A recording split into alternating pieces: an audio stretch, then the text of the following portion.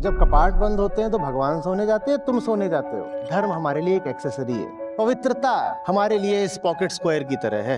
सब कुछ पहनने के बाद जेब में खोस लिया तो खोस लिया, नहीं भी डाला तो कोई बात नहीं। हमारी दिनचर्या, हमारे तौर तरीके, हमारी पुरानी आदतें, बाकी सब रहेगा पहले से। धर्म आएगा अंत में। जो हमारा लोक धर्म है उसने वास्तव में धार्मिकता को परिधि पर स्थापित कर रखा है। अहंकार घबराता है कि सच की ओर जाऊंगा तो मिट ही जाऊंगा। बाप रे बाप, इतनी बड़ी कीमत। फिर हम एक चालाकी करते हैं, हम कहते हैं श्रेय का रास्ता तो ले लूंगा, प्रेय को बिना छोड़े। क्योंकि प्रेय की तो गंदी लत लगी ही हुई है। दुनिया भी नहीं छोड़नी है और दिलदार भी पाना है। मरना भी ना पड़े, स्वर्ग भी मिल जाए। दो नावों पर तुम एक साथ सवारी नहीं कर पाओगे। अपनी चालाकियां अपनी जेब में रखो। जितने नालायकी के हम काम करते हैं, शुरुआत तो हम सब हरि का नाम लेके ही करते हैं। जैसे हरि का नाम खिलौना हो गया। और काम करने के दौरान उपनिषद हंसते हैं, दुनिया अजब दीवानी रही। श्रद्धा ना हो तो नचिकेता यमराज के सामने नहीं खड़े हो सकते। मौत से सबको डर लगता है। शिष्य चाहिए नचिकेता जैसा, जो मौत के सम्मुख अपने पैरों चलकर खड़ा हो जाए। विरल होता है, लाखों में एक होता है, जो दुनिया में भी सिकंदर हो और धर्म को भी जिंदगी के केंद्र पर रखता हो।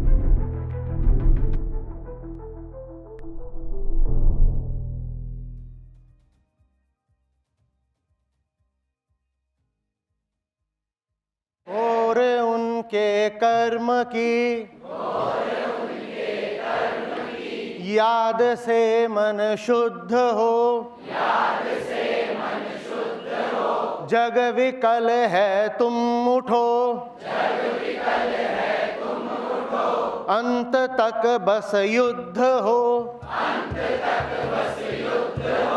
आत्मज्ञान के प्रकाश में अंधे कर्म सब त्याग दो, निराश हो, निर्मम बनो, ताप रहित बस युद्ध हो, आग दह के पर धुएं से प्रकाश ढक सा जाता है, काम भरा जब आँख में सच नजर नहीं आता है,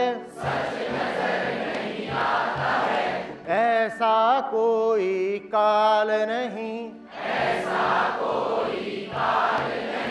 कृष्ण जब होते नहीं,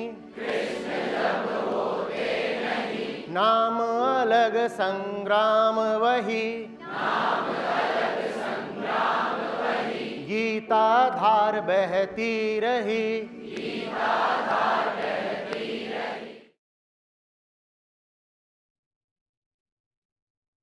कल वापस पहुंचने के बाद से गला अपना अलग ही राग बजा रहा था। जैसे मैं अलग हूं और ये अलग है। ये अपनी अलग ही कहानी सुना रहा था, ऐसा है वैसा है, दुराचार है, अत्याचार है। मैंने कहा मुझे तो सभी गाली देते हैं, तुम भी दे लो। दे नहीं पाओगे क्योंकि उसके लिए भी बोलना तुम्हें ही पड़ेगा और अभी तुम उस स्थिति में हो नहीं।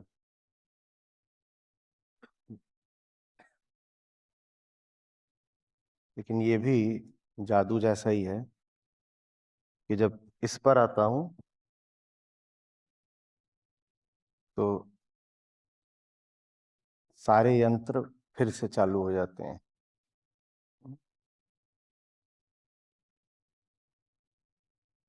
चलिए,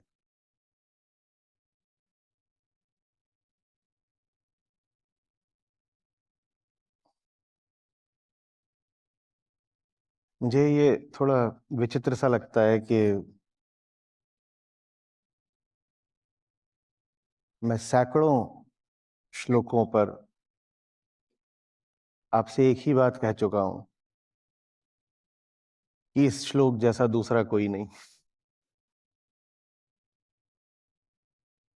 लेकिन मैं झूठ नहीं बोलता। जब वो श्लोक मेरे समक्ष होता है तो मुझे सचमुच ऐसा ही दिखता है कि सारी बात तो यहीं कह दी गई। अगर एक यही बात किसी को समझ में आ जाए तो और कुछ कहने की जरूरत नहीं है। तो आज कठोपनिषद का ऐसा ही एक श्लोक हमारे सामने है।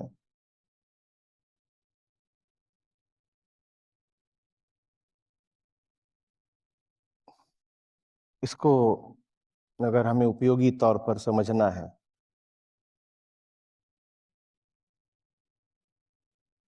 तो जो हमारा पुराना मॉडल है उसका आज पुनः प्रयोग करना पड़ेगा।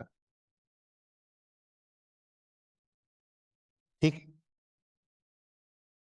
मैं कौन हूं इसमें? ये बड़ी उंगली, ठीक है ना? ये क्या है?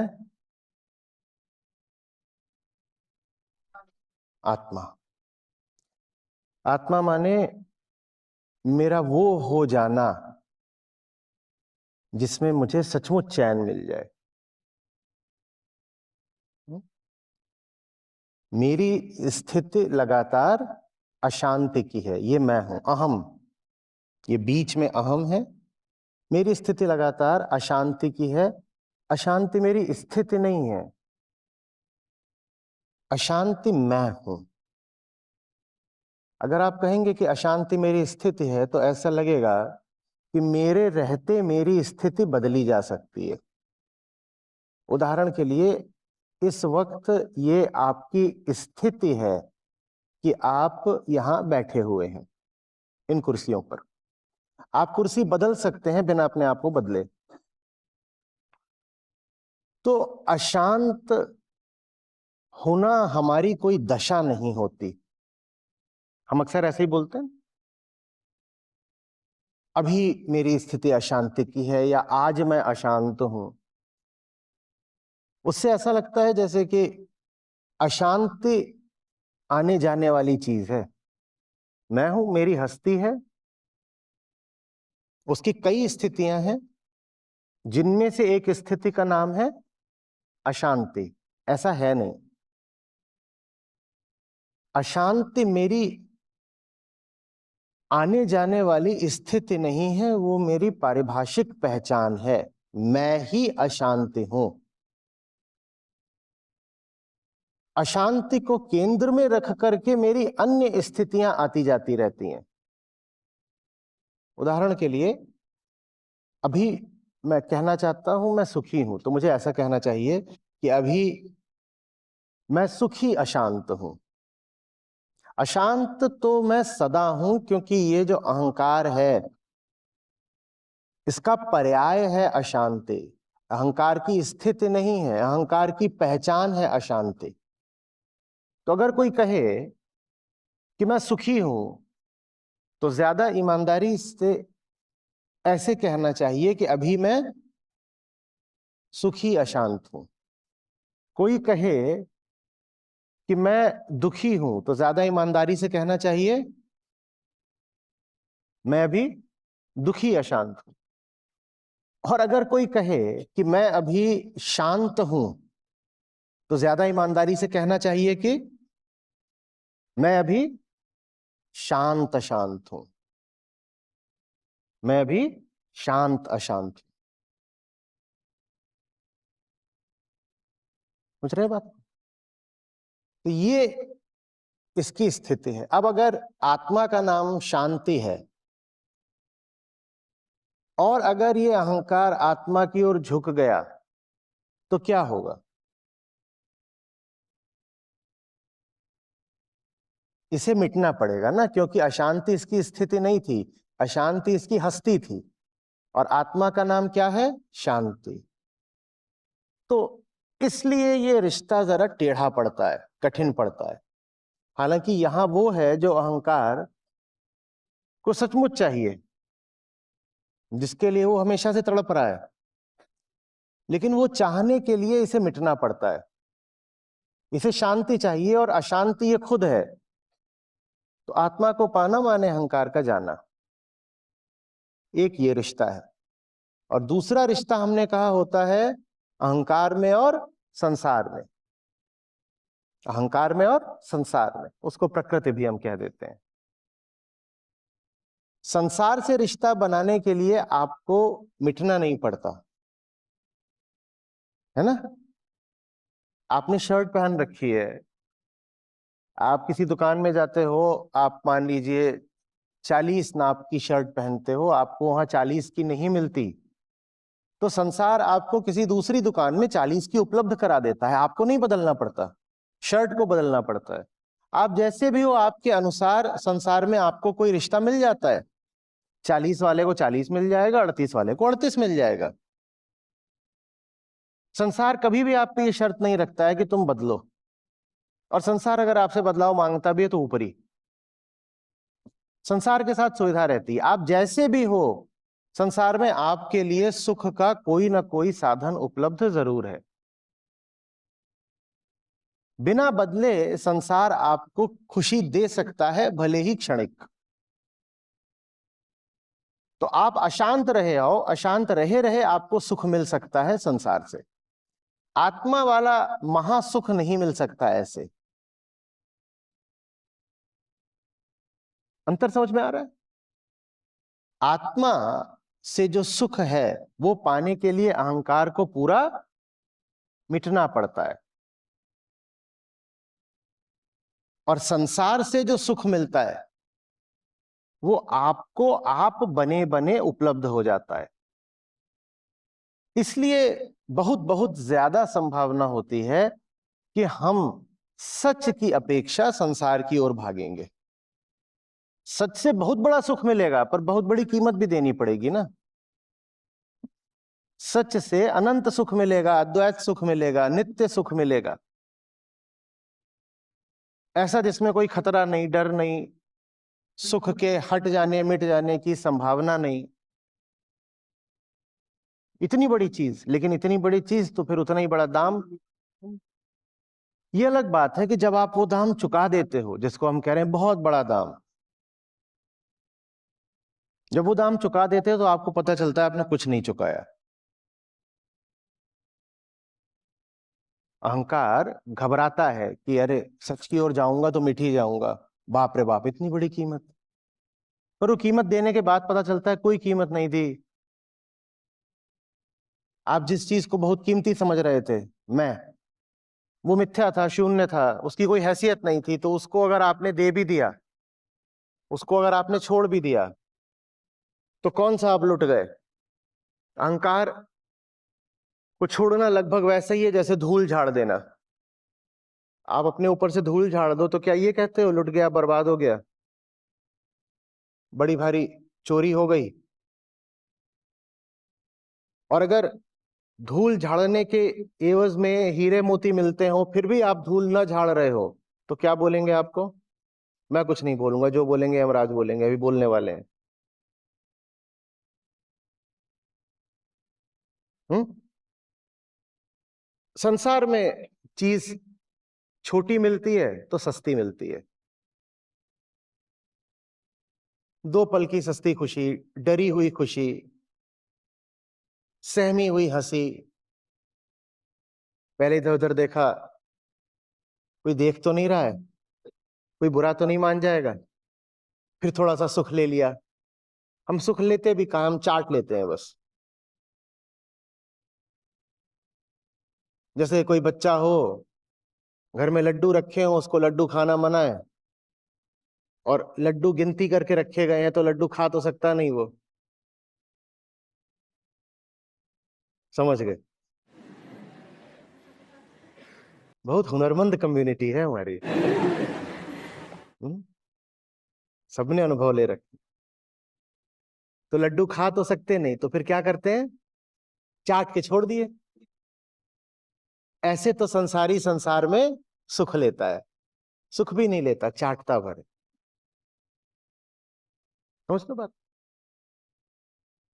तो आज ये जो अहंकार के पास 2 विपरीत दिशाओं बल्कि आयामों के आकर्षण होते हैं, ये जो दो विकल्प उपलब्ध होते हैं, सुख के जो दो तल होते हैं, आज इनकी बात हो रही है, श्रेय और प्रेय,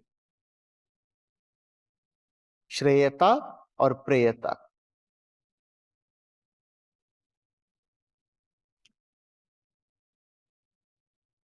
कुछ है जिसमें श्री है, श्री माने शुभता, और कुछ है जो प्रिय है। इन दोनों में से श्रेय किधर है और प्रिय किधर है? लेकिन आकर्षित दोनों ही करते हैं अहंकार को। सारी समस्या मनुष्य के लिए और संसार के लिए ये है कि दोनों प्रकार के आकर्षणों में 1000 में से 999 बार जो हल्का वाला है, सस्ता वाला है और इसीलिए व्यर्थ का है, वो ही चुना जाता है, संसार ही चुना जाता है। क्या कह रहे हैं? हम श्लोक पढ़े देते हैं। श्रेय और प्रेय दोनों अलग अलग हैं। क्या आशय है इससे? आपकी आशाएं तोड़ने का आशय है। आशाएं कैसे टूट रही हैं? अब आ गए हैं गीता सत्रों में, तो अब ये बात निर्विवाद हो गई है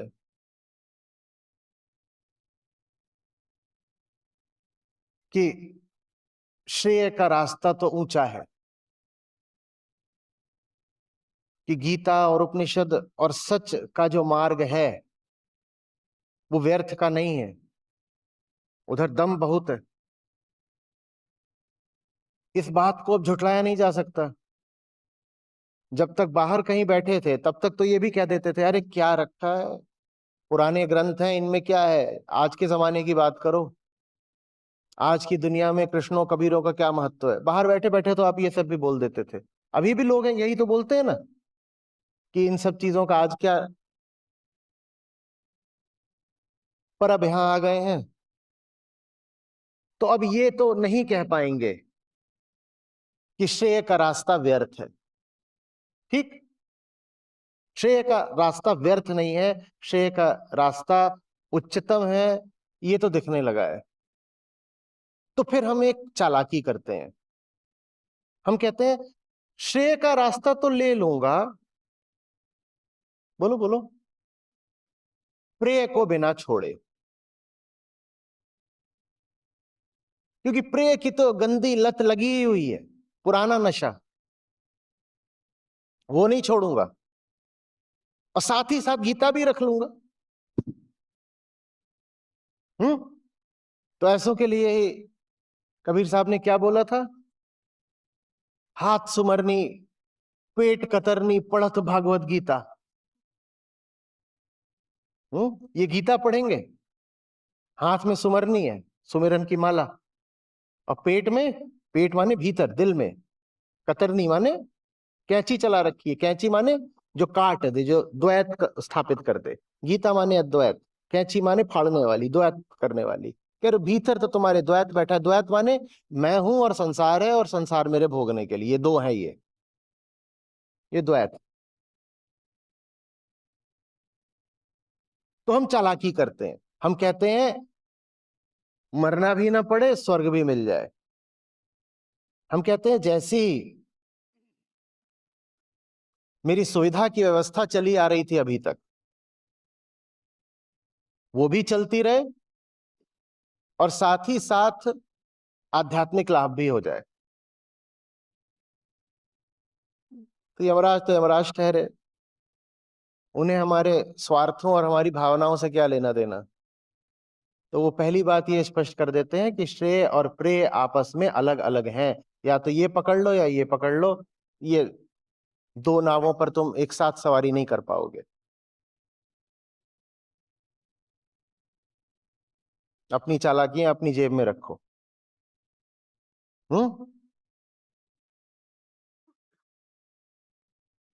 कि दुनिया भी ना छूटे और दिलदार भी मिल जाए, ऐसा नहीं होगा। जो दिलदार दुनिया छोड़े बिना मिल जाए वो दुनिया की ही धूल होता है, वहां फिर दिल जैसा कुछ होता भी नहीं। ये किसी की फिजूल जिद नहीं है कि दो में से एक ही मिल सकता है। ये अस्तित्व का एक साधारण नियम है, बहुत मूलभूत सिद्धांत है। संसार माने बंधन और दुख, बंधन और दुख छोड़े बिना आनंद और मुक्ति कहां से मिल जाएंगे भाई। पर हमारी आशा ये रहती है कि किसी कदर असंभव घटित हो जाए, हम ही रहे आए, और तो ऐसा को मैं कहा करता हूं, अच्छा तुम्हें शांति मिल गई। अगर तुम्हें शांति मिल गई, लोग आते हैं कहते हैं मैं फलाना करने गया बड़ी शांति मिली, तो तुम क्या हो गए? शांत अशांत। अशांत तो तुम पहले भी थे, अभी भी हो। हाँ, अब शांत अशांत कह लूंगा तुम्हें। मैं मानता हूं तुम्हारी बात, तुम्हें बड़ी शांति मिल गई। कहते हैं 1 हफ्ता फलानी जगह रह करके आए, 10 दिन का वहां कुछ कर लिया, 2 हफ्ते फलाने पहाड़ पे टंगे थे, बड़ी शांति मिली, बड़ी शांति मिली। हाँ मिली होगी शांति, क्योंकि भाई तुम्हें अनुभव मिल हो रहा है तो तुम्हारे अनुभव का सम्मान करते हैं, मिली होगी शांति। उस शांति के साथ तुम क्या हो गए अब? शांत अशांत।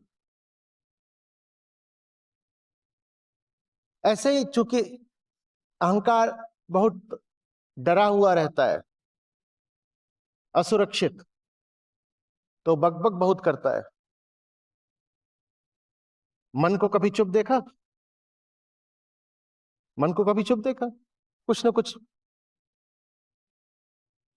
तो ऐसे ही लोग आते हैं, कहते वो हम फलानी विधि अब पकड़ लिए हैं, और सुबह सुबह बैठा करते हैं एकदम मौन होकर आधे घंटे के लिए। हुँ? तो ऐसा को मैं कहता हूं तुम मौन वाचाल हो, तुम्हारी वाचालता तो कहीं नहीं गई। हाँ मौन तुम हो गए हो, मैं मानता हूं भाई, तुम कह रहे हो, तुम्हारी बात मान ली। यहां अधरों से तो तुम मौन हो ही गए हो, मुंह से तो तुम मौन हो ही गए हो, भीतर से लेकिन तुम्हारी खटपट लगी हुई है। समझ में आ रही बात? तो आप जो चाह रहे हैं वो असंभव है, और आप जो चाह रहे हैं वो संभव फिर इसी पाखंडी तरीके से है कि शांत अशांत हो जाइए। कुछ ऐसा हो जाइए जिसका होना संभव ही नहीं है। जैसे कि कोई कहे कि मैं मर गया, तो ये क्या है? ये मृत जीव है, कह रहे मैं मर गया। तुम मर गए होते तो कौन कहता कि मर गए? जैसे बच्चे होते हैं छोटे, होमवर्क करे बिना सो रहे हैं, उनको आवाज दी गई, हाँ बिन्नी, वो 5 साल की है, अपनी नजर है बहुत धुरंधर, मैं तो सो रही हूं। तू सो रही होती तो जवाब कौन देता? तो 5 साल के बच्चों ऐसी हमारी स्थिति हो जाती है जब हम कहते हैं कि दुनिया भी नहीं छोड़नी है और दिलदार भी पाना है। अजूबा बताऊं, बहुतों का बड़े लंबे लंबे सालों तक ये दावा बना रहता है कि उन्हें दिलदार मिल भी गया, भगवत प्राप्ति हो गई है। तुम अपनी हस्ती देखो, अपना मुंह देखो, अपनी आंखें देखो, अपने डर और वहम देखो, तुम्हें काहे की प्राप्ति हो गई? तुम्हें जिसकी प्राप्ति हुई है वो तुम्हारे ही जैसा कुछ नमूना होगा, न जाने क्या प्राप्त करके इतने उमंगित हो रहे हो। जैसे किसी ने कभी तरबूज देखा ही ना हो, और वो बाजार गया है और नींबू और बेर उठा लाया है और खुश हो रहा है कि ऐसा नहीं कि तरबूज अनुपलब्ध है, बस इतना बड़ा है कि उसको थामने के लिए हाथों में पहले से जो कुछ है छोड़ना पड़ता है। तो आज कह रहे श्रेय और प्रेय साथ साथ नहीं चलते। जो पहले से पकड़ रखा हो छोड़ोगे, तभी वो इतना भारी तरबूज हाथ में आएगा। नींबू बेर का तो ये है कि कुछ पकड़ भी रखा तो साइड में फिट कर दे, साइड में। जैसे हम में से कई लोगों ने गीता अपनी जिंदगी में साइड में फिट कर रखी है। परीक्षा क्यों नहीं दी? अरे वो बिना दूध पिए सोते नहीं है ना, वो तो उनके लिए दूध उबाल रही थी, दूध ज्यादा उबल गया, गिर गया, तो दोबारा उबाला, उतनी देर में तो 11 बज गए, परीक्षा समाप्त हो गई। इस साइड में फिट करने वाला कार्यक्रम कितनी दूर तक जाएगा भाई?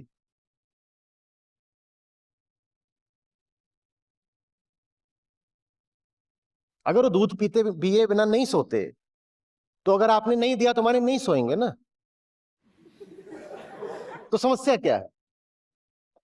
जब नहीं ही सोए तो 11 बजे दे देना। दूसरी बात यह हो सकती है कि दूध पिए बिना सो गए, तो भला हुआ मोरी मटकी फूटी। अब कभी दूध मत दो, क्योंकि एक दिन प्रमाणित हो गया है कि ये आदमी बिना दूध पिए भी सो सकता है। एक दिन सो सकता है तो रोज सो सकता है, और नहीं सोएगा तो जगा रहेगा। अच्छी बात है, 11 बजे दे देंगे, 11 तक जगा हुआ, आजा परीक्षा में बैठ जा साथ में।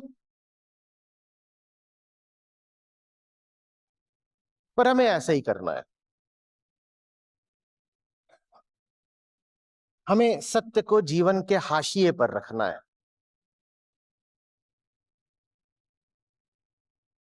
हाशिया समझते हैं? किनारा, कोना, मार्जिन। केंद्र पर नहीं, परिधि पर। A weekend joint, a fortnightly affair.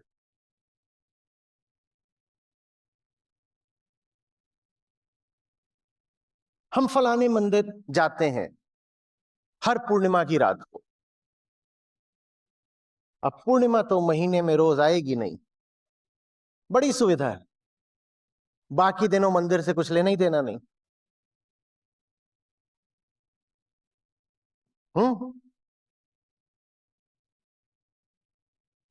10,000 square feet का घर बनवाया है साहब, मस्त।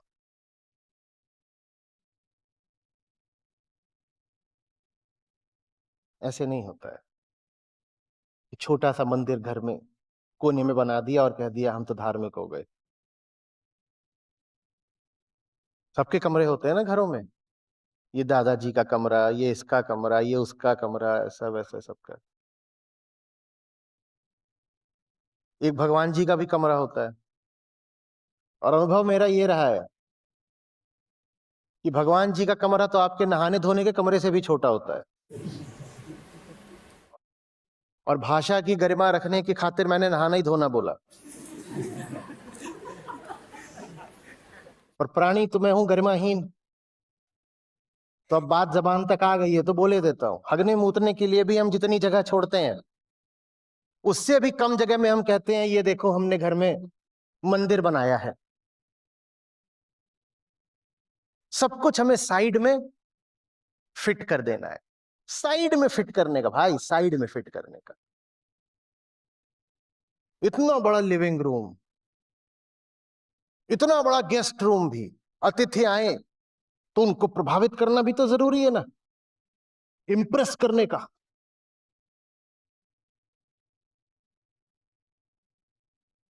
और हम मंदिर बोलते हैं, वहां पर हम आमतौर पर मूर्तियों की स्थापना प्रतिष्ठा वगैरह कुछ कर देते हैं। कई लोग वहां पे चित्र वगैरह लगा देते हैं, जिनके चित्र नहीं होते वो कैलेंडर ही टांग देते हैं। होता है, यही होता है भाई। कैलेंडर आते हैं, वो हर महीने पलटते जाते हैं, और हर महीने के साथ एक नए देवी देवता उभरते आते हैं, ऐसे ही चलता है। इतना तो फिर भी कर लेते हो। पर गीता का तो कोई कमरा हमने कहीं देखा नहीं कि ये वाचनालय है। कृष्ण की प्रतिमा मूर्ति तो फिर भी शायद हम स्थापित कर ले छोटी सी जगह दे करके, गीता को तो हम छोटी सी जगह भी नहीं देते। और आमतौर पे जो बड़ा सा आप बनवाते हो गेस्ट रूम, वो खाली ही पड़ा रहता है, क्योंकि हमारे यहाँ आएगा कौन? हम जैसे हैं, महीने में कोई एक आध दिन आ जाए तो बड़ी बात है।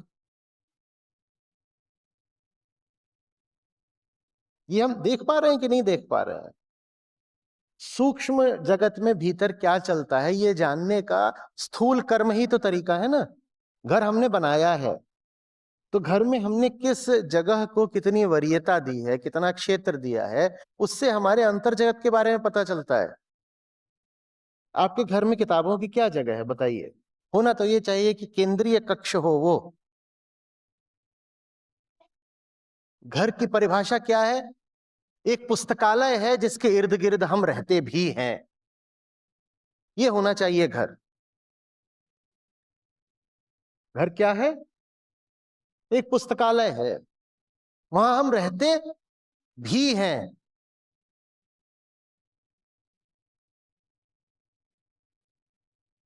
अपने जीवन के जिन 7-8 सालों में मैंने दीवाने की तरह अपनी तपस्या करी थी,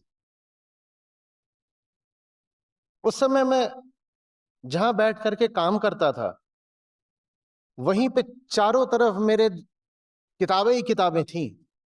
दीवार कम दिखाई देती थी, किताबें ज्यादा दिखाई देती थी। और ऐसे ऐसे बैठ के काम कर रहा था। इतनी ही बड़ी मेज थी, इससे थोड़ी ज्यादा बड़ी। यहाँ मेरा खरगोश बैठता था, ऐसे ही उसका तौलिया रखा रहता था, यहाँ बैठा रहता था, और यहाँ मैं सोया करता था। ये मेरा घर था, कुल इतना बड़ा।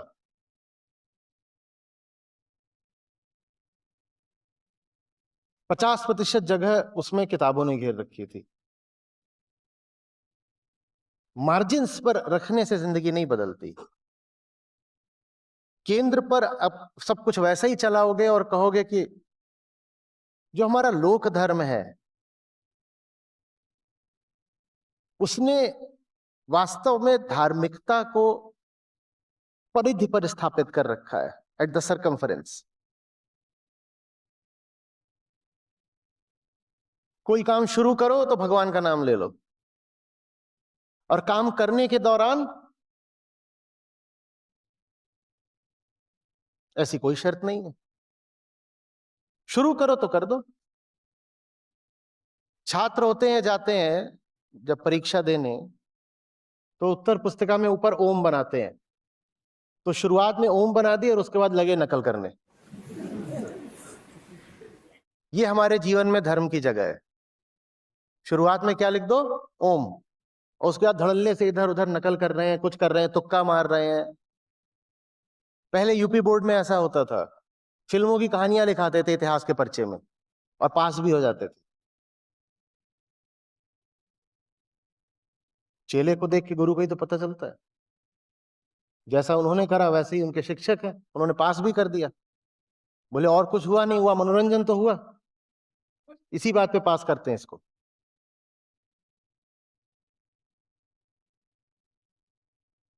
शुरू करो अंताक्षरी लेके हरि का नाम। अंताक्षरी का हरि के नाम से क्या लेना देना है? फिर आगे क्या बोल रहे हैं? समय बिताने के लिए। सोचिए, समझिए, ये बात हंसी की है, उससे आगे की भी है। हरि के नाम का हमारे लिए इतना ही महत्व है, और हमारी जिंदगी में वो यहीं पर फिट होता है। क्या? शुरू करो अंताक्षरी। अब अंताक्षरी को आप कुछ और भी कर सकते हो। शुरू करो बर्बादी लेके हरि का नाम। जितने नालायकी के हम काम करते हैं, शुरुआत तो हम सबका हरि का नाम लेके ही करते हैं। जैसे हरि का नाम खिलौना हो गया। कुछ भी करने जा रहे हो, अपनी साधारण औसत दूषित जिंदगी में, उसके पहले हरि का नाम ले लो। घूस के पैसे से, काली कमाई से बड़ी गाड़ी खरीद के ले आए और उसके बोनट पे बड़ा बड़ा स्वास्तिक बनवाया है। गजब बात है। वो भी पहले ही दिन बनवाया है। और जब पंडित वो बना रहे थे बोलते हैं इतना बड़ा मत बनवाओ, छुड़ाना भी पड़ेगा, अभी बोनट खराब कर रहे हो तुम। 1 करोड़ की गाड़ी है हमारी, उसमें तुम्हें क्या लगा रहे हो? पर शुरू में कर देना चाहिए ना। लोक धर्म माने वो धर्म जो जिंदगी में साइड में फिट है।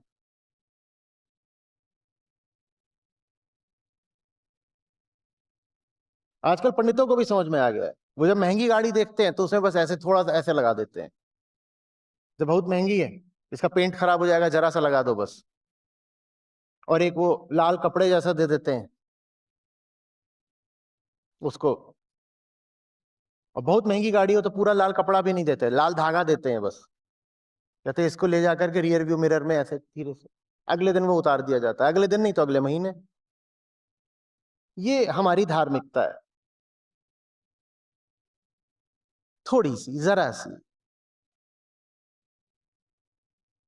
धर्म स्वादानुसार। हम्म जो हमारी जिंदगी की रेसिपी होती है उसमें होता है 1 धनिया, 2 झुन्नू, 5 नुन्नू, 50 चीजें, ऐसी ऐसी पूरी रेसिपी लिख दी जाती है। हाँ, फलाने तरीके का मद, फलाने तरीके की ईर्ष्या, 100 प्रकार के लालच, 4 बकरे ताजे कटे हुए, ये सब पूरा लिख दिया जाता है। और फिर उसमें अंत में लिखा जाता है धर्म स्वादानुसार। अब इसमें थोड़ा धर्म भी डाल लो ताकि लगे कि आदमी अच्छे हो।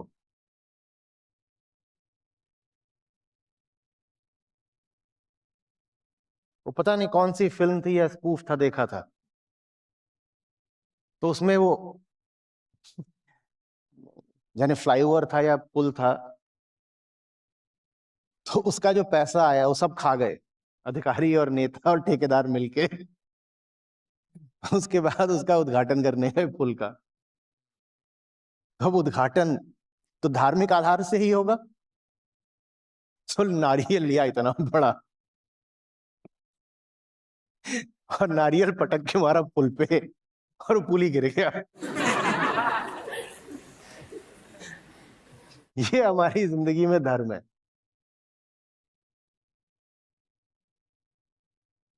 सारा पैसा खा जाओ और उसके बाद कहो कि अब इस पुल का उद्घाटन धार्मिक तरीके से होगा। कौन सा धर्म, कौन सा धर्म?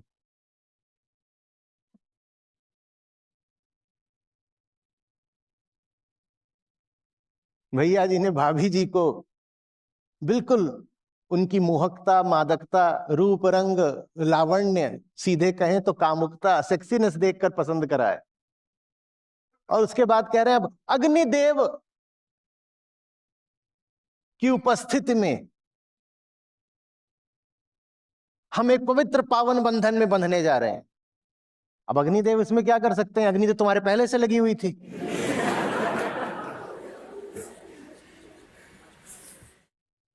अग्निदेव अब क्या कर रहे हैं, वो बेचारे भी कह रहे हैं ऐसे फालतू जहां देखो लकड़ी जला देते हैं।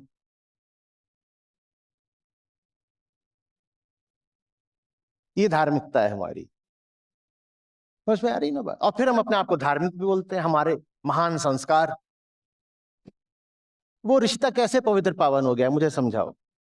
उसके आधार में तुम्हारे अज्ञान, तुम्हारे लालच, तुम्हारे डर और तुम्हारी वासना के अलावा कुछ नहीं है, तुम अच्छे से जानते हो कुछ नहीं है। और फिर तुम बड़े महंत बन के बैठ गए हो वहां पे, और वो साध्वी बन के बैठ गई हैं।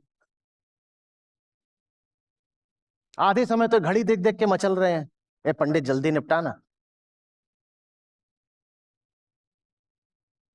और फिर तुम्हें लग रहा है कि ये जो हो रहा है यहाँ पे उसमें किसी तरह की पवित्रता है। कैसे पवित्रता आ जाएगी? नहीं, कुछ नहीं। पवित्रता हमारे लिए इस पॉकेट स्क्वायर की तरह है। सब कुछ पहनने के बाद जेब में खोस लिया तो खोस लिया, नहीं भी डाला तो कोई बात नहीं। कई बार मन करता है तो आदमी लगा लेता है, नहीं करता तो नहीं करता। आपकी पूरी पोशाक में सबसे कम महत्व की यही चीज होती है, रुमाल से भी कम इसका महत्व है। रुमाल ले आना मैं कभी नहीं भूलता, पर ये तो अगर कभी पहना तो पहना, कभी किसी ने याद दिला दिया, डला नहीं डला, कल नहीं था शायद। ये धर्म हमारे लिए ऐसा है। आखिरी चीज, और वो भी सिर्फ, जल्दी बोलिए, दिखावे की, मैचिंग होना चाहिए। अब मैं यहाँ पे नीला खोस दूं, सफेद खोस दूं, एकदम काला डाल दूं, धर्म भी मैचिंग मैचिंग होना चाहिए। अभी जब अयोध्या में राम मंदिर का हुआ था जनवरी में, तो ठीक उन्हीं दिनों मैं भी लखनऊ में था। तो लखनऊ में भारी भीड़ लगी हुई थी संतों महंतों की।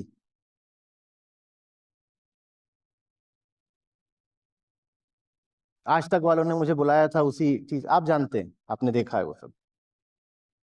तो वो सब चर्चा वर्चा हो गई। वहां से जब मैं वापस लौट रहा था तो फ्लाइट में सबके सब वही थे, सब वही थे। और उनमें से कुछ ऐसे थे जिनके पास जो बैग्स थे या बाकी तरह की एक्सेसरीज, वो उनके भगवा रंग से मैच करती थी। धर्म हमारे लिए एक एक्सेसरी है। जो पहन रखा था, एक तो जो पहन रखा था वो बस रंग से सफेद भगवा या जो भी उनका पसंदीदा रंग हो, लेकिन कपड़े की गुणवत्ता में कोई कमी नहीं थी, होनी भी नहीं चाहिए, मुझे कोई आपत्ति नहीं। लेकिन धर्म भी मैच करा के चला था। बाकी सब रहेगा पहले से, धर्म आएगा अंत में। और धर्म का काम है कि जो कुछ पहले से है उससे मैच कर जाए। धर्म का काम ये नहीं है कि जो कुछ पहले से है उसको गिरा दे। हमारे जीवन में धर्म सफाई के लिए नहीं है। हमारे जीवन में धर्म हमारी पहले से चली आ रही जिंदगी की शान बढ़ाने के लिए। तो इसीलिए जो पहली ही बात है वो ये है कि श्रेय और प्रेय साथ साथ नहीं चल सकते। झूठी आशा त्याग दो, ये उम्मीद ठीक नहीं है।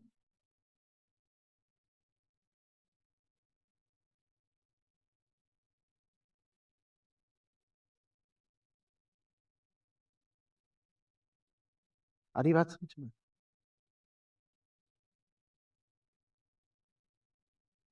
आज दिन क्या है? कल दिन क्या था? शनिवार। 30 तारीख को दिन क्या है? दिन क्या है? दिवाली किस दिन की है? तो अगर आपसे मिलन का कार्यक्रम मैंने 26, 27 और 30 को रखा और कथित रूप से ये दिवाली मिलन है, तो सबसे ज्यादा भीड़ किस दिन उमड़नी चाहिए थी? 30 तारीख को? नहीं, क्योंकि 30 तारीख तो दिवाली के सबसे पास है। दिवाली धर्म का मौका है और यहाँ धर्म की चर्चा है। 30 तारीख को सबसे ज्यादा आपको आना चाहिए था मेरे पास, ऐसा नहीं हुआ है। हमें भी पता था ऐसा नहीं होगा, तो 26, 27 चुने गए क्योंकि ये सप्ताहांत है। इन दिनों आप अपनी दुनिया से मुक्त रहते हो तो आओगे, हमें पता था, और आए हो। 30 को थोड़े ही आओगे। 30 को तो क्या है, बर्फी है, मिठाई है, रामपुर वाली फूफी है, नुन्नू के पटाखे हैं, धनिया की चोली है, यही अब क्या है? धनतेरस किस दिन है? ओ, 30 को थोड़े ही आओगे। 30 को तो हम आपके पीछे पड़ेंगे, रजिस्ट्रेशन करा लो, रजिस्ट्रेशन करा लो। आप अभी अभी तो ज्वेलरी की शॉप में हैं, अभी परचेजिंग कर रहे हैं, पैसे नहीं बचे रजिस्ट्रेशन कराने के, अभी धनतेरस चल रहा है। ये हमारी जिंदगी में धर्म है, वीकेंड एक्टिविटी। जैसे आज वीकेंड है, हमें भी मजबूर होकर आपको सैटरडे संडे ही बुलाना पड़ता है। सैटरडे संडे को ना बुलाएं, ईमानदारी से बोल दो, तो आप ना आए। और आमतौर पे जो सैटरडे संडे के अलावा भी आ जाएं, संभावना यही है कि वो बेरोजगार होंगे। ये मैं उनकी शान में कह रहा हूं। भाई इतना बड़ा काम कर रहे हो, धर्म को जीवन के केंद्र में रख रहे हो, तो एक बात पक्की है कि दुनिया में बेरोजगार हो। ऐसा आदमी मिलना मुश्किल है जो दुनिया में भी झंडे गाड़ता हो और धर्म को भी जीवन के केंद्र में रखता हो। तो जब मैं किसी को देखता हूं कि सप्ताह के बीचों बीच बुधवार को, बृहस्पतिवार को दिन के समय में मेरे पास आ गया है, तो मुझे खुशी से ज्यादा शंका होती है, ये अनपढ़ होगा सिर्फ फालतू, दुनिया ने घास नहीं डाली तो हमारे पास आ गया। क्योंकि ऐसा जीव विरल होता है, लाखों में एक होता है जो दुनिया में भी सिकंदर हो और धर्म को भी जिंदगी के केंद्र पर रखता हो। नहीं आएगा आम आदमी वीकडे पर, वो भी दिन के समय नहीं आएगा। हमारी मजबूरी तो समझते नहीं। खुद तो ऐसे ही है, इन्हें क्या पता हमारा।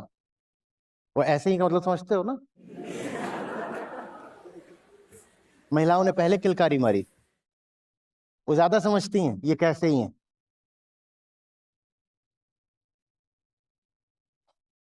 इन्हें क्या पता संसारी की मजबूरियां। मजबूरियां नहीं है, बोलो, झूठे नकली डर और स्वार्थ हैं जिनसे चिपके हुए व्यर्थ में।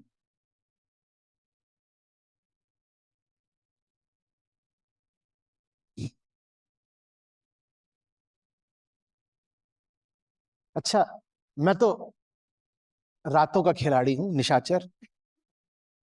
तो ये दिन में काहे को बुलाया मैंने आपको? मेरे लिए तो ये झंझट की बात होगी।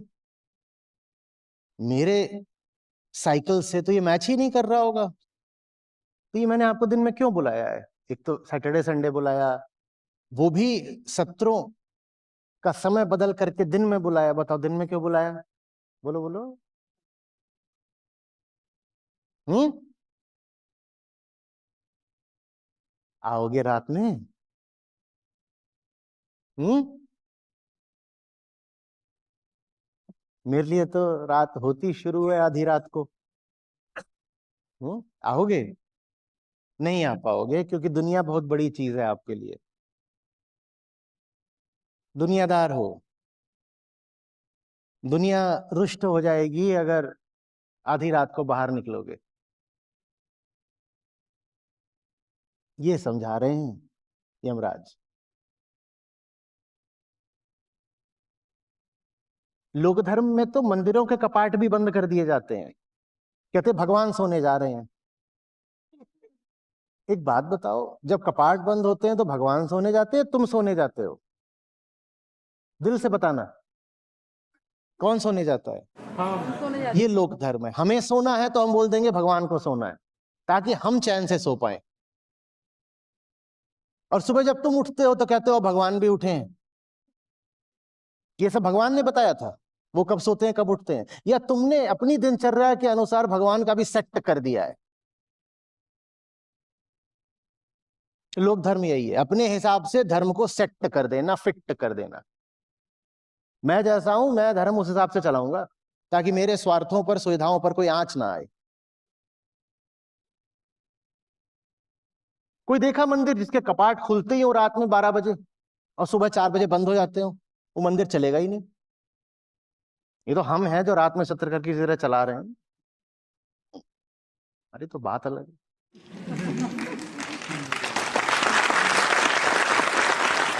धन्यवाद।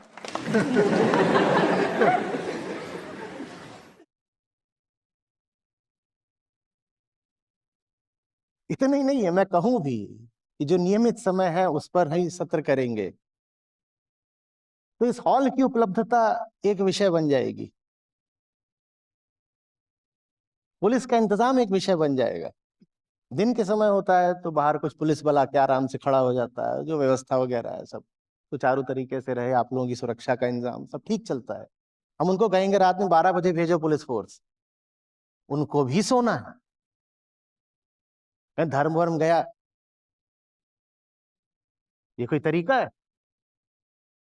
कह रहे रात में 2 बजे तक हमारे यहाँ पे लोग खड़े रहेंगे, उनका भी।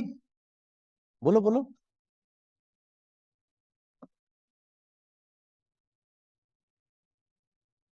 केंद्र में क्या है? कौन सी चीज है जो नहीं हिल सकती, नहीं हट सकती? हमारी दिनचर्या, हमारे तौर तरीके, हमारी पुरानी आदतें, वो सब केंद्र में रख करके हम चाहते हैं कि थोड़ा बहुत धर्म भी आ जाए, ताकि हमें महानता का किसी प्रकार का प्रमाण पत्र मिल जाए, ताकि हम पर थोड़ी बहुत धार्मिकता का भी ठप्पा लग जाए। ऐसे कैसे चलेगा? तो बहुत ऊर्जा व्यर्थ ना करनी पड़े, इसीलिए पहली ही बात यहां पर कह दी यमराज ने, ये दो मार्ग एक साथ नहीं चल सकते। हम भी जब आपको ऐसे समझा रहे थे तो इसमें किसी कदर ये संभव नहीं है कि ये इसको और इसको इधर भी पाए इधर भी पाए, कि झूठ और सच एक साथ चल जाए, नहीं होता है। दोनों मार्गों के चिन्हों और परिणाम के बारे में क्या कहते हैं? कहते हैं ये दोनों ही बांधते हैं मार्ग, दोनों में ही अपना अपना आकर्षण है, लेकिन जो श्रेय को चुनता है उसका कल्याण होता है, और जो प्रेय को चुनता है वो अपने मूल लक्ष्य से भटक जाता है, वो अपने अर्थ से, जहां वास्तव में उसके लिए लाभ है, उससे भटक जाता है। आकर्षण दोनों में है पर कल्याण एक में ही है। और ये हमारी विडंबना है कि जहां हमारा कल्याण नहीं है वहां हमें ज्यादा आकर्षण होता है। तो पोस्टर याद है ना, जो कुछ तुमने आकर्षक पाया है उसी का नाम तो माया है। 1000 में से 999 मौकों पर आपको जो कुछ भी आकर्षक लग रहा होगा वही आपके लिए माया होगा। और मैं ये भी जानता हूं कि वो जो 1000 में से एक चीज मैंने छोड़ दी वो तुरंत आपने लपक ली होगी। कह रहे नहीं, 1/1000 तो ये संभावना है ना कि हमें जो आकर्षक लगता है वो माया नहीं है, तो वो मेरा मामला है। ये बाकी जो 999 है ये माया में फंसे हुए हैं। वो जो आपने एक की गुंजाइश छोड़ दी मुझ पर लागू होती है। ऐसे ही चलता है ना।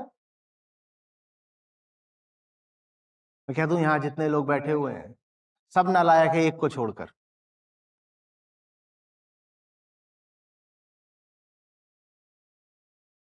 सबकी उम्मीद बन जाएगी, कोई ऐसा नहीं होगा जिसकी उम्मीद ना बंधे, मैं ही तो हूं। और आप सब में जो एक दिव्य विभूति है, देवात्मा है, अब मैं उसका नाम बोलने जा रहा हूं, सबके कान ऐसे खरगोश की तरह खड़े हो जाएंगे, यार मेरा ही नाम आया आया आया। अब मैं बोल रहा हूं कि पूरे हॉल में एक है, पर हम कभी भी अपने आप को नियमबद्ध नहीं मानते, हम सदा अपने आप को अपवाद मानते हैं। ये बड़ी समस्या है। हमें नहीं दिखाई पड़ता कि जो दुनिया का नियम है हम पर भी लागू होता है।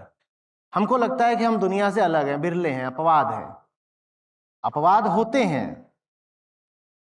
पर फिर वो कृष्णो बुद्धो जैसे होते हैं ना, वो हमारे जैसे नहीं होते। हम और आप अपवाद नहीं हो सकते।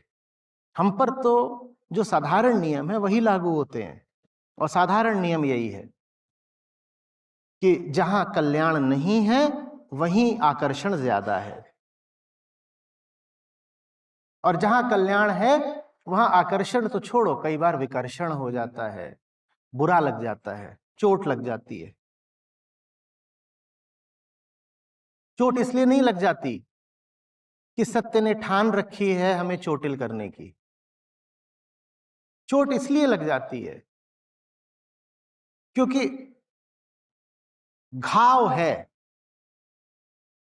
उस पर कितनी भी सावधानी के साथ सफाई करो, मलहम करो, दर्द तो होगा। अब बताओ, दर्द इसलिए है कि सफाई करी जा रही है और दवाई करी जा रही है, या दर्द इसलिए है कि तुम घाव पाले बैठे हो? हम घाव पाले बैठे रहते हैं। अहंकार एक भीतरी नासूर का ही नाम है। हम घाव पाले बैठे रहते हैं। किस किस ने कभी डॉक्टर के पास ड्रेसिंग कराई है कभी किसी घाव की? और डॉक्टर के यहां जाते हो कैसा लगता था? My God I am so excited, dressing कराने जा रहा हूं। लगता था? ऐसा लगता था? कैसा लगता था? किस किस का कभी कुछ शोल्डर फ्रीज कर गया है या ऐसी कोई समस्या आ गई है कि फिजियोथेरेपी करानी पड़े? और जब फिजियोथेरेपिस्ट आता है तो उसको देख के मन बाग बाग हो जाता है। तुम आए तो आया, मुझे याद गली में आज चांद निकला।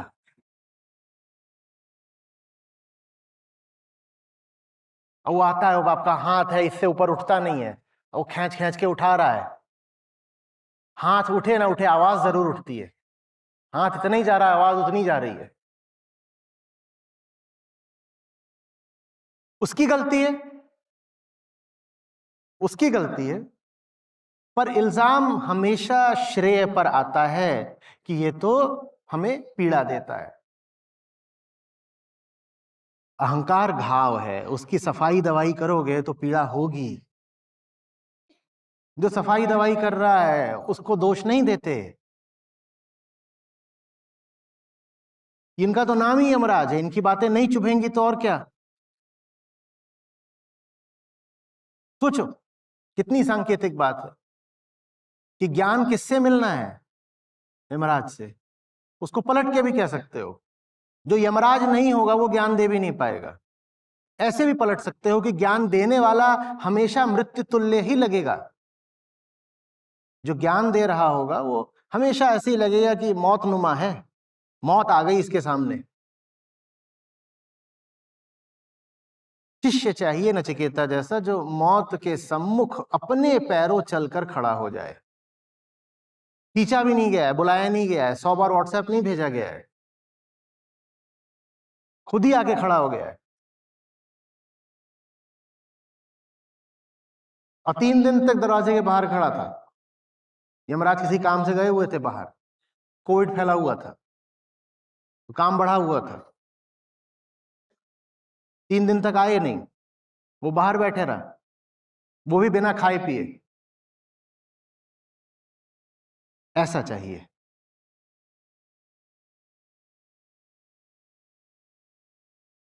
आ रही बात समझ?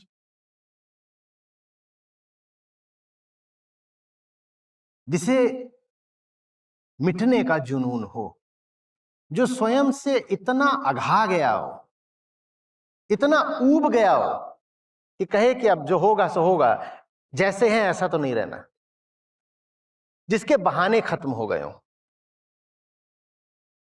ऐसा चित्त चाहिए।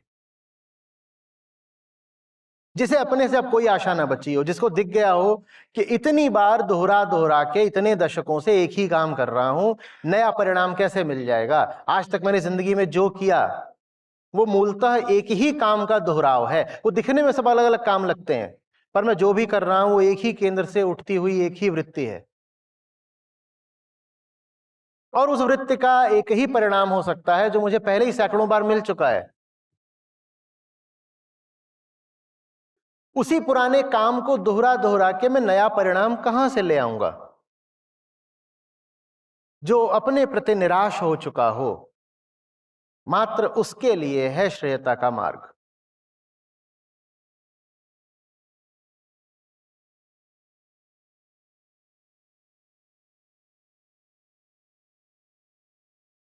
आत्मविश्वास का टूटना बहुत जरूरी है, और आत्मविश्वास के इस टूटने को श्रद्धा कहते हैं। आत्मविश्वास का मतलब होता है जो ज्ञात है मैं, उस पर भरोसा। और श्रद्धा का मतलब होता है जो सर्वथा अज्ञात है उस पर भरोसा। आत्मविश्वास और श्रद्धा एक साथ नहीं चल सकते। श्रद्धा का मतलब होता है ये जो मेरे पास है अभी व्यर्थ का, मैं इसको छोड़ दूं तो आगे जो होगा, कल जो होगा वो देखा जाएगा, मुझे परवाह नहीं है। छोड़ना जरूरी है। मैं जैसा हूं उसका मिटना जरूरी है। मिटने के बाद क्या शेष रहेगा, क्या बचेगा, क्या नहीं, और आगे क्या होगा, मैं इसकी चिंता नहीं करता। ये श्रद्धा है। और आत्मविश्वास कहता है आगे जो कुछ होगा वो मैं निर्धारित करूंगा। मैं स्टड हूं, मैं कूल हूं, आई डिसाइड। मैं बहुत स्मार्ट हूं, मैं बहुत स्मार्ट हूं, ये आत्मविश्वास है। मैं प्लानिंग करूंगा, मैं अपनी प्लानिंग के हिसाब से चलूंगा। तुम्हारी प्लानिंग के हिसाब से तुम आज कहां तक पहुंच गए हो, अपनी हालत देखो। तुम कहते हो नहीं मैं पहले थोड़ा खराब हालत में था, अब बेहतर हूं। ऐसे नहीं देखा जाता। भीतरी शिक्षा, इनर एजुकेशन का मतलब है ये देखो कि तुम क्या हो सकते थे उसकी तुलना में अभी क्या हो। ये मत देखो कि तुम्हारा अतीत कैसा था और उसकी तुलना में आज तुम्हारे पास थोड़ा पैसा आ गया है मान लो, तो लोगों को लगता है देखो मैं स्मार्ट तो हुई, मैंने शुरुआत करी थी बहुत साधारण तरीके से, मेरे पास पैसा नहीं था, आज मेरे पास थोड़ा पैसा है तो मैं स्मार्ट हूं। तुम्हें वो दिख रहा है जो तुम्हारे पास है, तुम्हें वो नहीं दिख रहा जो तुमने गवाया है, तुम्हें वो भी नहीं दिख रहा जो तुम हो सकते थे। अपॉर्चुनिटी लॉस दिखाई नहीं पड़ता ना, दिखाई नहीं पड़ता तो हम उसको कैलकुलेट भी नहीं करते। हम कहते हैं कि जो कुछ विजिबल नहीं है वो फिर एग्जिस्ट भी नहीं करता। और चूंकि वो एग्जिस्ट नहीं करता तो फिर हम उसको क्वांटिफाई नहीं कर पाते, और क्वांटिफाई नहीं कर पाते तो हम कहते हैं कि जीरो। जब कोई क्वांटिटी नहीं मिलती तो हम क्वांटिटी के सामने लिख देते हैं zero. Opportunity loss by definition is something that didn't materialise, ठीक है ना। तो वो ऐसी चीज तो है नहीं कि जो हुई हो उसको आप मेजर कर सकते हो। हम कहते हैं कि जो मेजरेबल नहीं है उसको हम जीरो लिख देंगे। तो आप ये तो मेजर कर लेते हो कि आपको संसार के रास्ते पर, प्रियता के रास्ते पर चलकर क्या मिला। मान लो आपको 50 यूनिट मिल गए हैं, तो 50 यूनिट तो आप लिख दोगे, देखा मैं कितना स्मार्ट हूं, मेरी स्मार्टनेस से मुझे 50 यूनिट का लाभ हो गया। लेकिन तुमने 5000 यूनिट का नुकसान भी करवाया है, वो तुम नहीं लिखोगे, उस -5000 की जगह तुम जीरो लिख देते हो। और ये बैड अकाउंटिंग है, you are a very bad accountant. It comes to life, you just don't know how to manage your books.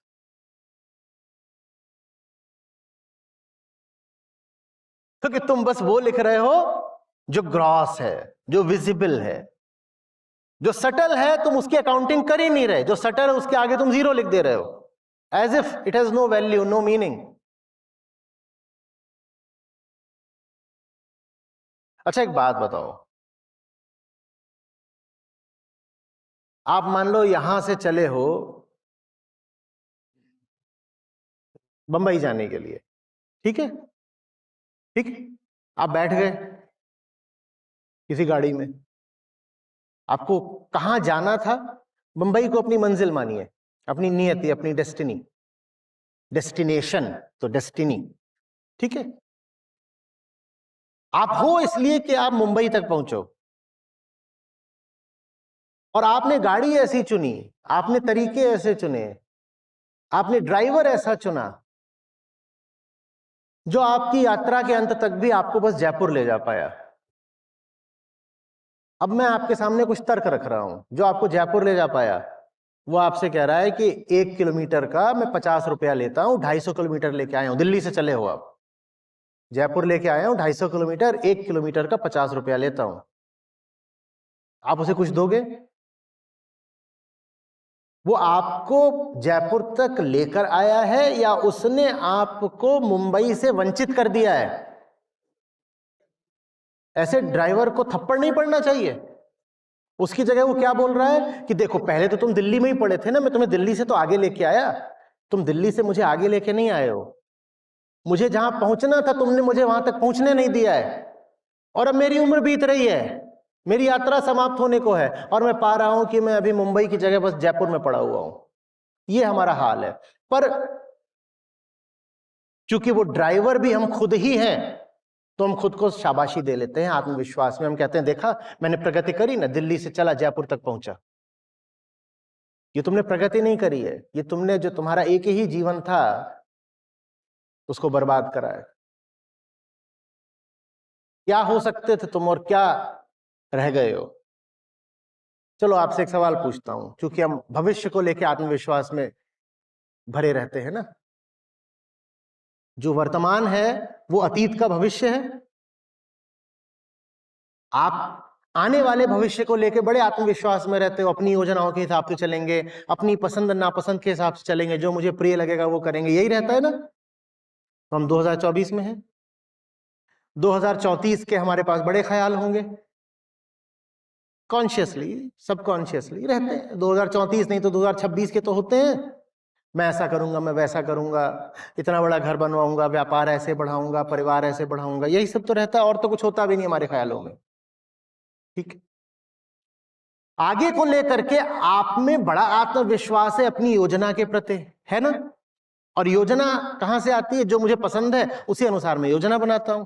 ठीक, तो थोड़ा पीछे जाकर के देखते हैं, क्योंकि उपनिषद तो कहते हैं कृतम स्मर, पीछे जो करा एक बार उसको भी देखो। 2034 की तुम अपने कॉन्फिडेंस में भर के 2024 में योजना बना रहे हो। ये बताओ आज तुम जैसे हो आज से 20 साल पहले तुम्हारी आज की तस्वीर दिखाई गई होती और कहा गया होता ये तुम्हारा आज से 20 साल बाद का भविष्य है, क्या स्वीकार किया होता? आपकी आज की फोटो ले ली, आप आज जैसे हो फोटो ले ली और आपकी जीवनी ले ली, आपकी पूरी बायोग्राफी ले ली, और आप 2004 में हो अभी। अब हम 20 साल पीछे जाते हैं, टाइम ट्रेवल। 2004 में आपको दिखाया गया कि बेटा 2024 में आप ऐसे होगे। आप में से कितने लोग यस बोलते और बोलते यस यही तो मुझे बनना था? 2004 में आपको आज की हालत दिखाई गई होती जैसे आप आज हो, आपने स्वीकार किया होता क्या? नहीं किया होता ना, नहीं किया होता ना। तो अपने जैसा बने रख करके आप वो बने हो जो आपको स्वीकार, तो फिर कॉन्फिडेंस में क्यों भरे हो कि आगे भी अपने हिसाब से चलना है? पीछे अपने हिसाब से चले तो आज वो बन गए जो स्वीकार नहीं है, तो उसी हिसाब से फिर आगे की यात्रा क्यों करना चाहते हो? ये कॉन्फिडेंस साइड में क्यों नहीं रखते? हम साइड में रखना तो छोड़ दो, दूसरों पर भी अपना ये आत्मविश्वास थोपते रहते हैं, विशेषकर जिनके ऊपर हमारी ताकत चल जाए। घर में पत्नी हो, लड़का हो, लड़की हो, उनके ऊपर चढ़े रहते हैं, तू हमारे हिसाब से चल। तुम अपने हिसाब से चले हो, बताओ तुम्हें क्या मिला? तुम खुद को ही नहीं पसंद करते हो। ये तो छोड़ो कि हम तुम्हें नहीं पसंद करते, क्या तुम खुद को पसंद करते हो? नहीं, तुम भी नहीं अपने आप को पसंद करते। अभी प्रमाण मिल गया। आज से 20 साल पहले तुम्हें तुम्हारी आज की हालत दिखाई गई होती। 2004 में रमेश बाबू को वो तस्वीर दिखा दी जाती जो रमेश बाबू आज 2024 में है, तो 2004 वाले रमेश बाबू 2024 वाले को तुरंत रिजेक्ट कर देते कि नहीं? श्रद्धा का मतलब है मैं तो मूर्ख हूं ही। श्रद्धा का मतलब है अपनी सीमाओं को जान लेना। श्रद्धा माने आत्मज्ञान और श्रद्धा माने निष्काम कर्म। श्रद्धा कहती है जो होगा देखा जाएगा, जो मेरे करे हो रहा है उससे तो बेहतर ही होगा जो भी होगा। अपने हिसाब से चल करके तो मैं 2004 से 2024 तक इस हालत में पहुंच गया हूं। अब अपने हिसाब से नहीं चलूंगा, आगे जो भी होगा अभी तक जैसा हुआ है उससे तो बेहतर ही होगा। ये श्रद्धा है। और श्रद्धा ना हो तो नचिकेता यमराज के सामने नहीं खड़े हो सकते, मौत से सबको डर लगता है। श्रद्धा का मतलब है मैं जिस हालत में हूं वो ऐसी हो गई है कि अब मुझे मौत से भी डर नहीं लगता। मौत से वो डरे ना जिसके पास कुछ बचा हो छिन जाने के लिए, मेरे पास है क्या?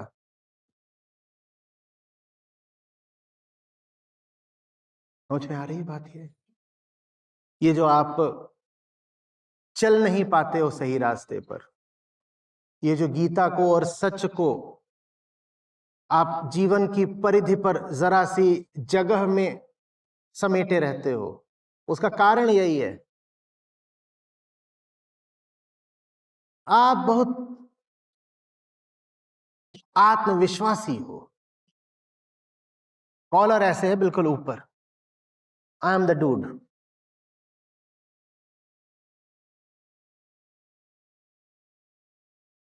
वही कौआ बिरयानी वाला वो मुझे बहुत पसंद है बेइंतहा। मतलब उसका जो आत्मविश्वास है गजब।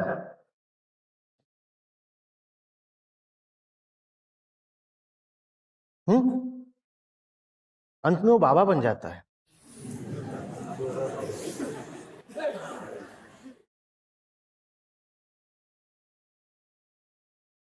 जब कॉन्फिडेंस पर चलते चलते दुनिया से जबरदस्त चोट पड़ती है, पड़ती जाती है, पड़ती जाती है, एक जगह तो उसकी किडनी निकाल लेते हैं, खूब पिटता है दुनिया से, बिल्कुल बावला हो जाता है और सड़क पे ऐसे पगला के नाचना शुरू कर देता है। सब लोगों को पता चलता है कि ये तो दिव्यात्मा है। इतना लुटा कि पागल हो गया। उनका ये देखो ये है, और वो उसके कपड़े वपड़े भी उतार लेते हैं, तो जाने कहां से किसी औरत का पेटीकोट ले आता है और पेटीकोट पहन करके सड़क पे पगला रहा है, तो लोग कहते हैं उसका नाम रख के पेटीकोट बाबा। लेकिन उसके साथ भी एक भलाई हुई उसका आत्मविश्वास इतना आसमान चढ़ा कि फिर गिर के टूट गया। हम अपना टूटने नहीं देते। एक बहुत आयरॉनिकल तरीके से जो उसके साथ हुआ वही बुद्धत्व का रास्ता भी होता है। तुम्हें बहुत कॉन्फिडेंस है ना अपने आप पे, तो सब कुछ कर लो जो तुम करना चाहते हो, तुम भी बाबा बन जाओगे। क्योंकि फिर तुम्हें दिख जाएगा कि कितने नासमझ हो, कितने मूर्ख हो, और दुनिया ने तुम्हें कितना लूटा है। कि सिर्फ जेब ही नहीं काटी है, किडनी भी काट ली।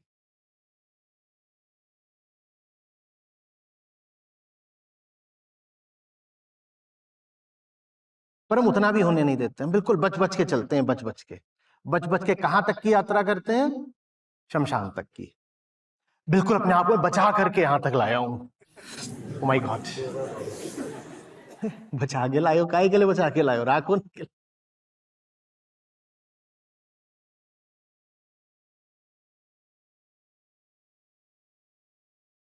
आ रही है बात समझ में? बिना विनम्रता के कैसे सीखोगे? जब तक भीतर यही भाव बना रहेगा कि मैं ही डूड हूं, तब तक कैसे होगा? उपनिषद के सामने भी रिक्लाइनर पर बैठोगे तो कैसे होगा?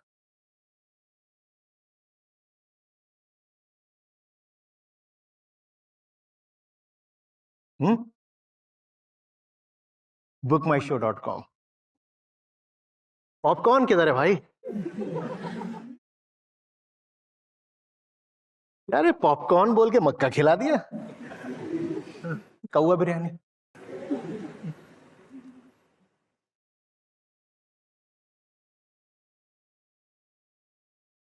कुछ आ रही है बात समझ में? आत्मविश्वास का टूटना माने लैक ऑफ कॉन्फिडेंस नहीं होता, लैक ऑफ सेल्फ वर्थ नहीं होता, लैक ऑफ सेल्फ एस्टीम नहीं होता। उसका मतलब होता है जबरदस्त साहस। ऐसा साहस जो परवाह ही नहीं कर रहा कि आगे क्या होगा। मुझे कॉन्फिडेंस की जरूरत नहीं है। बात यह नहीं है कि जरूरत है पर कॉन्फिडेंस नहीं है। मुझे अब कॉन्फिडेंस की जरूरत ही नहीं। To confide is to place your faith in something, यही अर्थ होता है कन्फाइड का। मैं अब आवश्यक नहीं समझता कि भीतर जो अहंकार बैठा हुआ था मैं उसमें श्रद्धा रखूं, छोड़ दिया उसको। एक अर्थ में मैं कह रहा हूं कि मैं अब इतना मजबूत हो गया हूं कि आगे जो भी होने वाला है मैं देख लूंगा। मैं इसको कह रहा हूं कॉन्फिडेंस का टूटना। आगे जो भी होने वाला है मैं देख लूंगा, पर मुझे मेरे जैसा नहीं रहना है।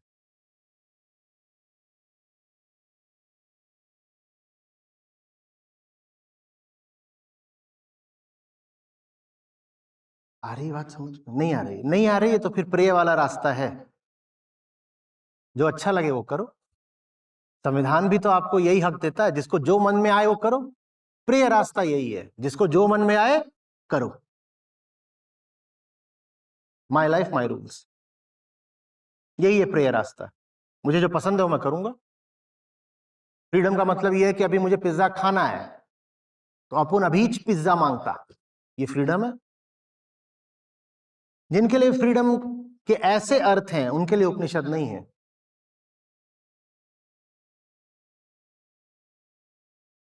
हमारे लिए सभ्यता का विकास या टेक्नोलॉजिकल एम्पावरमेंट और क्या है? यही तो है कि अब रात में अगर तुम्हें 3 बजे भी पिज्जा खाना है तो आ जाएगा घर। उपनिषद हंसते हैं, दुनिया अजब दीवानी रे। ये इसको फ्रीडम मान रहे हैं कि अपन को जो जब मांगता तभी मिल जाता। यही फ्रीडम है।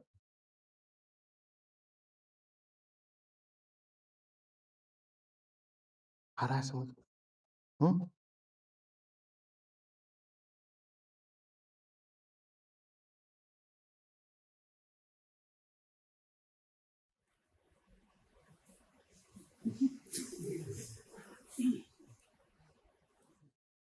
ये इससे क्या पता चल रहा है आपको? प्रिय न लगूं तो मुझे देखोगे भी नहीं। और ये बहुत अच्छे से जानते हैं क्योंकि वीडियो का काम ये करते हैं। ये कह रहे हैं कुछ नहीं, आप जो अभी बोल रहे हो ये आप 10 साल पहले भी बोल रहे थे, कोई नहीं सुनता था आपको। कई बार तो ऐसे ही कहीं टी शर्ट पहन के बैठ जाते थे, शॉर्ट्स में बैठ के भी कई बार अंधेरे में बैठ जाते थे, बत्ती नहीं जलाते थे। उसमें वीडियो की जगह जब देखा जाता सिर्फ ऑडियो होता था। देखे ऐसे, फिर उस पे ऊपर से तस्वीरें चिपकाई जाती थी, कुछ इसलिए कि अंधेरा है और कुछ इसलिए कि कई बार जो हालत है वो दिखाने लायक नहीं है, तस्वीर चिपका दो भाई। बात तो यही तब भी बोल रहा था पर कोई सुनने को तैयार नहीं था। फिर वहां से बढ़ करके इन लोगों ने कहा कुछ ढंग का पहन लो, इंसान जैसे लगो। तो इंसान जैसा लगाने के चक्कर में बाबा बना दिया कुर्ता पजामा, और ये वो गेटअप के नाम पे इतनी लंबी दाढ़ी।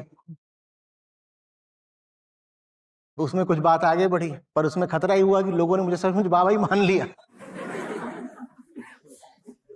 तुम क्या समझ रहे हो यार, मेरा नहीं इसका काम है ये। फिर ये आ गया, और जब से ये आ गया तब से मामला और बढ़ गया है। ये धर्म है हमारा। धर्म के नाम पर भी हमें क्या चाहिए? कुछ ऐसा जो नयनाभिराम हो। नयनाभिराम समझ रहे हो? जो इंद्रियों को अच्छा लगता हो। ऐसा कुछ नहीं जो अहंकार को विगलित करता हो, कुछ ऐसा जो आंखों को अच्छा लगता हो। और अगर मुझे आप इसलिए सुनते हो कि ये मेरा आपको अच्छा लग रहा है, तो मुझ में और किसी ग्लैमर मैगजीन की आई कैंडी में क्या अंतर है? आई कैंडी समझते हो? वो जो तमाम तरीके के प्रोसेसेस करा के, बोटॉक्स करा के और 100 तरह की सर्जरी करा करके, जॉ लाइन ट्रीटमेंट करा करके, आर्टिफिशियल बियर्ड भी होती है ताकि लगे कि चेहरा मैस्कुलिन है। बहुत कुछ तरीके की चीजें होती हैं। भारत में आमतौर पे हमारे जो गाल हैं वो भरे भरे होते हैं, तो थोड़ी ग्रीक लुक देने के लिए ट्रीटमेंट होता है जिसमें गाल ऐसे अंदर को आ जाते हैं ऐसे। ये जेंट्स में कह रहा हूं। ये सब करा के क्या अंतर रह गया है फिर उसमें और धर्म में? और मेरा कोट तो छोटी चीज है, यही काम क्या हम अपने पूज्य देवी देवताओं और आराध्यों के साथ भी नहीं करते? हमने क्या उनके भी बोटॉक्स ट्रीटमेंट नहीं करा दिए हैं? नहीं करा दिए? गणपति के एब्स बना दिए? बताओ।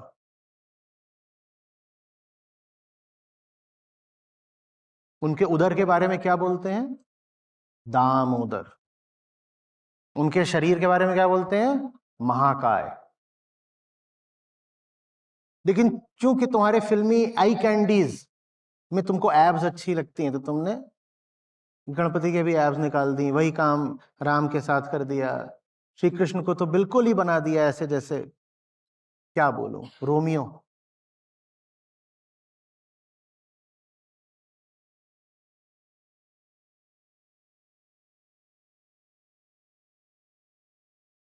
ये है धर्म को जीवन की परिधि पर रखना। और मजेदार बात यह है कि ज्यादातर लोग जो धर्म को जीवन की परिधि पर रखते हैं, परिधि तो समझते हो ना, कहीं बोले ही जा रहा हूं बोले ही जा रहा हूं, परिधि परिधि कौन सी परि की बात हो रही है? परिधि माने हाँ, तो ये है जैसे, तो इसको अगर लोगे तो ये परिधि है, परिधि, सरकमफेरेंस, किनारा।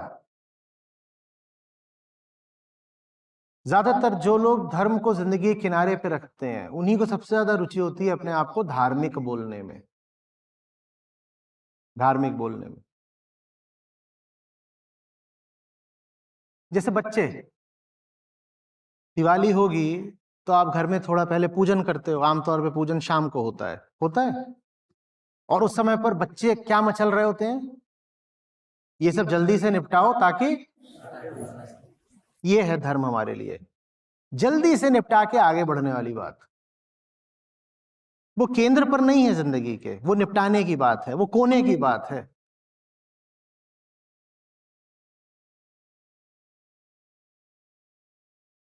श्रेय और प्रिय एक साथ।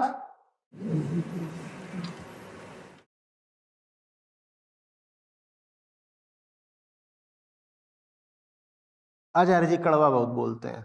अच्छा, मैंने क्या कड़वा बोला? और बोल का स्वाद कैसे होता है ये भी बता दो। शब्द का स्वाद कैसे हो सकता है? शब्द का तो प्रभाव हो सकता है। वो प्रभाव आलोकित करने का है या और आलोक मिटा देने का है? बोलो ना। अब आपको अगर अंधेरे में ही मधुरता लगती है तो मैं क्या करूं? फिर जब आलोक आता है तो कड़वा लगता है।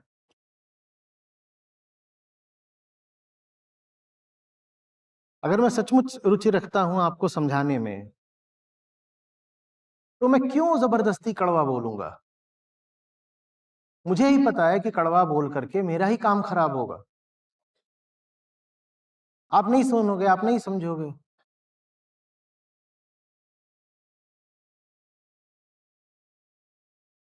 पर हम कह रहे हैं नहीं, जीवन के केंद्र पर क्या रहेगी? मधुरता। मधुरता माने वो सब मीठी चीजें जो हमको पसंद है, और उन मीठी चीजों की हमें आदत लग गई है। हम ये नहीं देख पा रहे कि उन्हीं मीठी चीजों ने हमें कितनी बीमारियां दे दी हैं, हमें उनकी आदत लग गई है। तो अब आपके सामने अगर सत्य भी आए तो मीठा बनकर आए, ये आप शर्त रखते हो। ये कैसी शर्त है? और इस शर्त का पालन कैसे करें हम? उपनिषद आपकी शर्त का पालन करते हैं? गीता आपकी शर्त का पालन करती है? श्री कृष्ण ने तो बोल दिया था ना आपसे, निराशी निर्ममो। और आपकी तो शर्त ये रहती है कि आशाएं आशाएं आशाएं। दिल है छोटा सा, छोटी सी आशा। और श्री कृष्ण ने बोल दिया निराशा। अब क्या होगा फिल्मों का? आप तो बहुत भाव से बोलते हो, बेटा तुझे मेरी ममता की जरा भी कदर नहीं। और श्री कृष्ण ने तो बोल दिया कि निर्मम हो जाओ, ममता को डालो कचड़े में। अब क्या करें? तो कड़वा होने का आरोप सबसे पहले लगना चाहिए तो किस पर? श्री कृष्ण पर वहां हिम्मत नहीं होती, या मुझे लगता है कि हिम्मत होती है, तभी उनको खीर चटाते रहते हो कि कुछ मीठे हो जाए। अब समझ में आया काहे के लिए जाकर के हम अपने सब पूज्यों को मीठी मीठी चीजों का ही भोग लगाते हैं? नमकीन तो नहीं खिलाई जाती मंदिरों में, क्योंकि उन्होंने जो भी सिखाया वो हमें बहुत कड़वा लगता है। ये है बात असली। तो हम कहते हैं कुछ इनका मुंह मीठा कर दिया जाए। मुहावरा भी यही है कि इनके कड़वे मुंह से हमेशा कड़वी बातें निकलती हैं। मुंह मीठा करो, खीर डालो, लड्डू डालो। पर तुम उनके मुंह में कुछ भी डाल दो, सच तो कड़वा लगेगा लगेगा।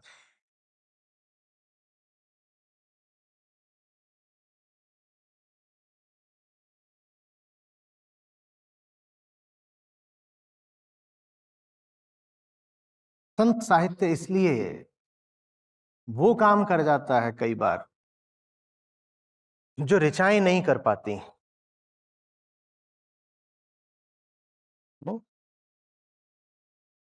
ऋचाओं में विज्ञान है और संत वाणी में कला है। अहम की हालत को जिस तरीके से संत कवि बयान कर देते हैं वो ऋषियों के भी बस का नहीं है। ठीक वैसे जैसे जो काम आर्ट्स में हो सकता है वो साइंस के बस का नहीं होता ना। तूली ऊपर सेज पिया की। इश्क है अपने ही खून में नहाना और मुस्कुराना।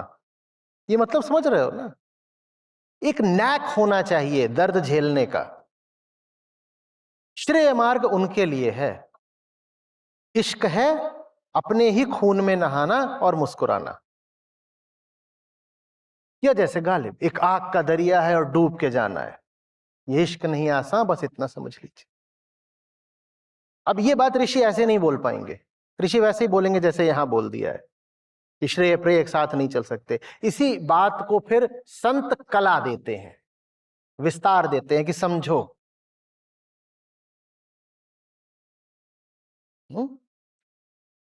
स्तर काटे भुई धरे अब मरो है जोगी मरो, मरो मरण है मीठा। तुमको लगता है कि तुम्हारी जिंदगी मीठी है? नहीं, जैसी जिंदगी चल रही है उस जिंदगी का मरण मीठा है। जो तुम भीतर से बने बैठे हो उसकी समाप्ति मीठी है। ऐसी मरनी मरो जिस मरनी गोरख मर जीठा।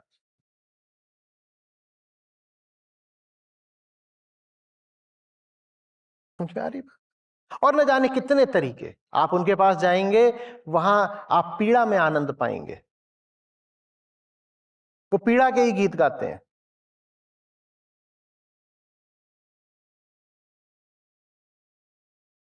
वहां सारा आनंद ही इसी में है कि विरह बहुत गहरी है, बहुत आंसू है, पर श्रद्धा पूरी है कि मिलन ही नियति है। मिलन तो होना है, सच्चाई है मिलन, उसको कौन टाल सकता है? हाँ, अभी मैंने अपने ऊपर बहुत सारा झूठ लाद रखा है। काम मेरा क्या है? इस झूठ को हटाना। जब तक आत्मविश्वास रहेगा मैं अपना झूठ नहीं हटाऊंगा।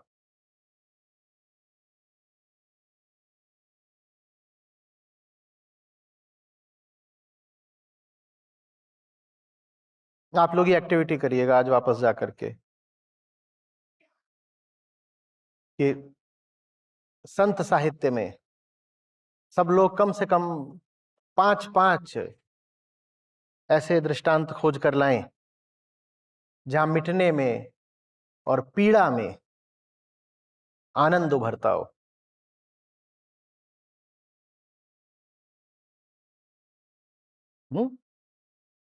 मैं मैली पिया उजरे, मिलन कहां से होए। पिया मेरे जागे, मैं कैसे सोई रही। बिन जागे ना मिलेंगे सजन सखिया। पिया का स्वभाव है जागृति, और मैं कौन हूं? मैं हूं प्रकृति। वो जागृति है, मैं प्रकृति हूं, मैं ऐसे पड़ी रहती हूं। तो बिन जागे ना मिलेंगे सजन सखिया।